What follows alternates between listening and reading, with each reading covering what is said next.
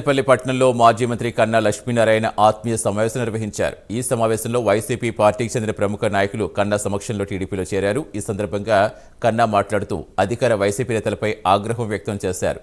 Contractor నుంచి commission రాకపోవడంతో పనులు అడ్డుకున్నారని వైసీపీ నాయకులపై తీవ్ర ఆరోపణలు చేశారు. రెడ్డిగూడెంలో కోట్లు చేసే మెటీరియల్ తుప్పుపట్టిన కమిషన్ ఇవ్వలేదని అడ్డుకున్నారని కన్నా ఆరోపించారు.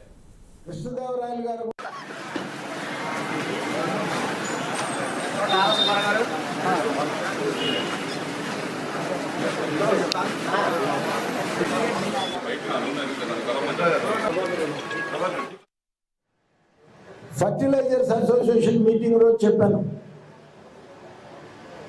నేను 4 సార్లు శాసనసభ్యుడిగా పెదకూరుపాడు చేశాను.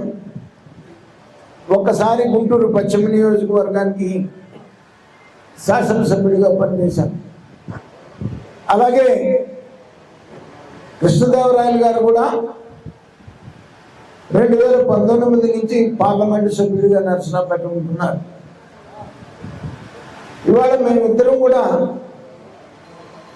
ఎన్డీఏ అభ్యర్థులుగా ఇక్కడ పోటీ చేస్తూ ఉన్నాం. శాసనసభ్యుడిగా నేను, పార్లమెంట్ సభ్యుడిగా కృష్ణదేవరాయలు గారు. ఆ రోజు చెప్పాం, నన్ను గురించి పెదకూరుపాడు నడిబొడ్డులో అడగండి, గుంటూరు నడిబొడ్డులో అడగండి,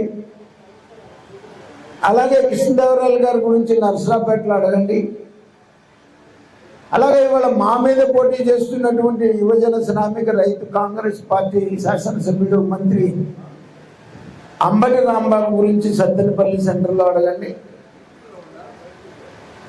అలాగే ఇవాళ పార్లమెంట్ సభ్యుడిగా పోటీ చేస్తున్నటువంటి అనిల్ గురించి నెల్లూరు నడిబొడ్డులో అడగండి.